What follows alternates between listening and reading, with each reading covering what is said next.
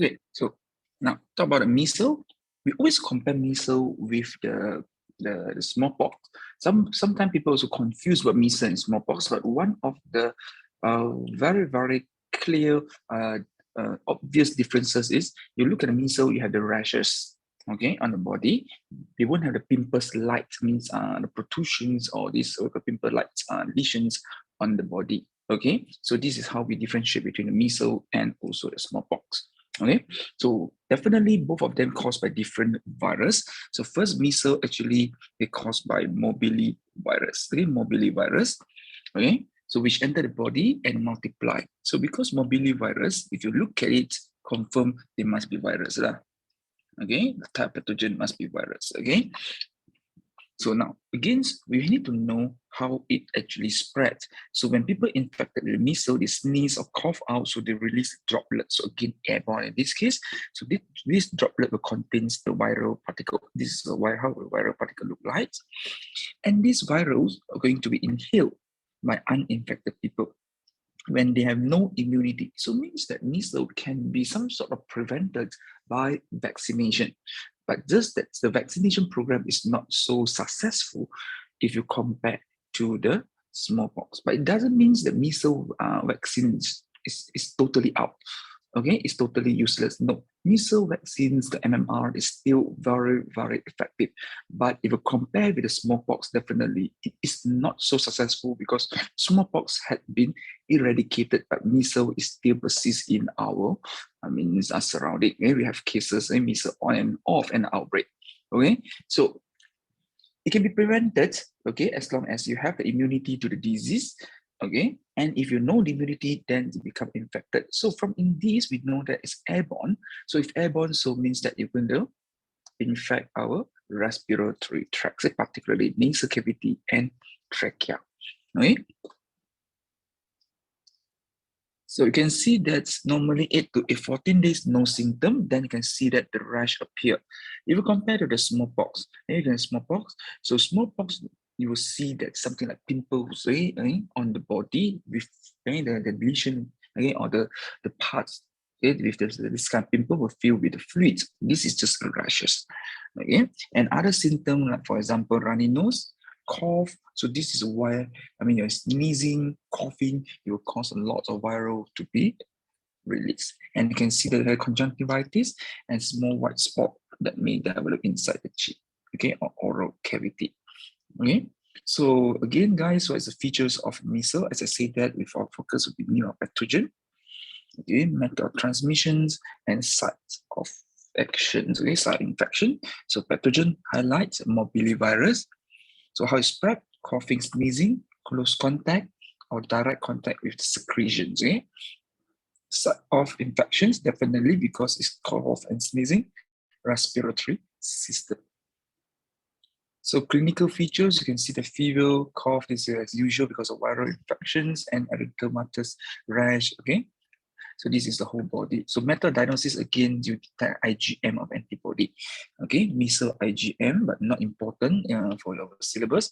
IgM basically released due to the immune response. Or we can get the measles viral RNA from the respiratory specimen, something like what we do for COVID. Okay, we take the specimen. Okay. So measles is still a major disease in developing country, particularly in the city where people live in overcrowded. So I always remember overcrowded is like no SOP lah. We sleep close together, we live close together, and in sanitary conditions, and with high birth rate. That's definitely, if we don't control it well, measles can be spread. Okay, there's no specific medication for measles. Okay, so treatment involved treating the symptom only, a fever, then we reduce a fever. That's all. Okay. After 10 days, disease clear up normally and rarely have any complications. So the death rate, if you compare measles and also this smallpox kill even more compared to the measles. But if the person that without the immunity, the complication may occur and it tends to be very severe. For example, pneumonia.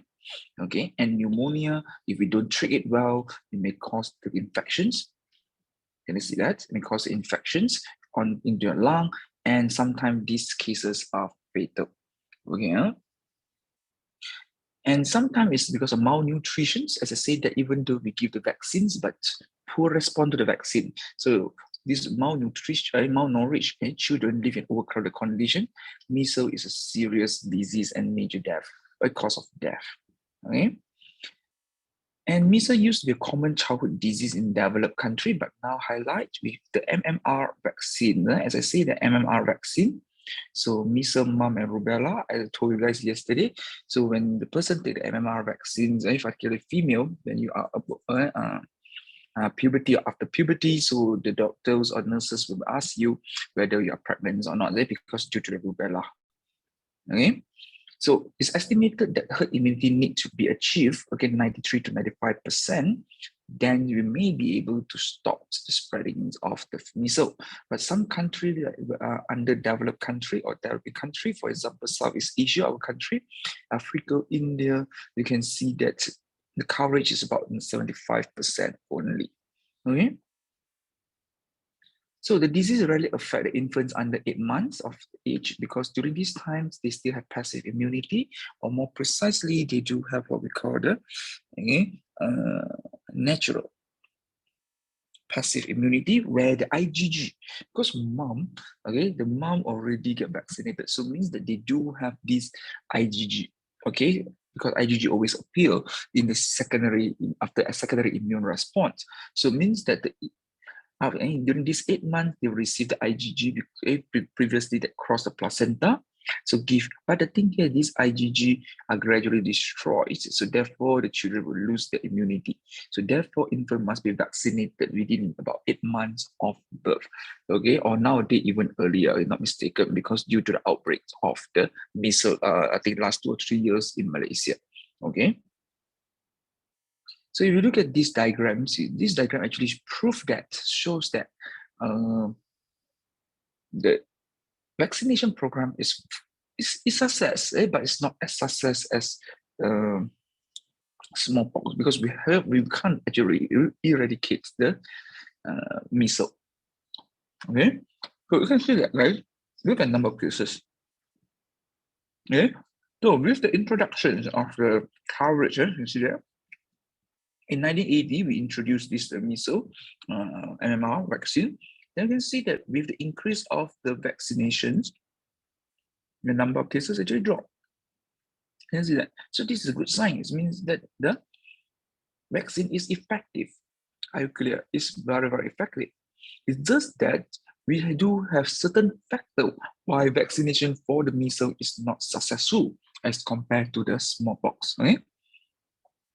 So first is a poor response. As usual, poor response to the vaccine is the one, the big problem, because the responses to the vaccine, it depends on each individual. It's not like whole population or poor response, then we can change the vaccine. Cannot, because one or two individual, right? Poor response, okay, have been shown by some children. So several boosters are needed. When you talk about booster, there's a problem, because like I say that you get the first injection, after that you forget, okay? Sometimes, okay, after first injection, after 3 months. It's not like COVID, you have MySejahtera to alert you, okay, your vaccination, you get an SMS, okay, you get the WhatsApp message, okay, the call from the clinic. But this one, no. So that's why in the city with high birth rate and shifting population, today I live in KL, the next month I may move to other places, okay? So it can be difficult to give booster, follow up the cases of measles, and also the trace contact. So that's why there is an outbreak, okay? And a lot of time we have the immigrants and refugees that can form a reservoir of infection. Now, for Malaysia, measles is a must, RMR, so means it was given, okay? But some particular immigrant with the legal documents, no problem, but the illegal immigrant that come in and they form the community there and they are not vaccinated. We do not know, because they're illegal immigrant. We don't check. So there will have the epidemic within their community. And you see that it starts to spread epidemic. So for example, illegal immigrants come from, for example, from other country. Okay. So they illegally come in Malaysia. How we know? We don't know. There are so many illegal immigrants in our country, right? We know they are but we don't know their health status. We don't know whether they are vaccinated or not. So when they come in, if they bring this measles, they're going to cause the widespread in their own community because they might not get a booster, right? And spreading the disease to surrounding population if a particular person, okay, they do not have the immunity towards the measles, okay? So the vaccine is not so functional, okay? And right now, measles, we don't use the living virus, the vaccine MMR, we don't, okay? So therefore, if we inject the measles, this vaccine into your body, it don't really mimics the real infection. The one that mimics the real infection actually is the smallpox, right? So this is extra information for you guys only, okay? So you can see that in European regions, they have the measles, okay? In 2017, we have the measles outbreak, okay? So most of these European countries with the outbreak, the immunization coverage now dropped below the threshold value of 95%, okay? So you can see that European, Romania, Italy, US, okay? You can see that it's not a very widely wide outspread. I mean, the outbreak of disease, but it tells us something here. As long as the immunization threshold lower than 95%, the herd immunity is not formed, is not achieved. Therefore, you can see that we will have the epidemics, a sudden outbreak of the case. Okay. So with this, I've done for the measles. We're going to continue with the second disease, cholera.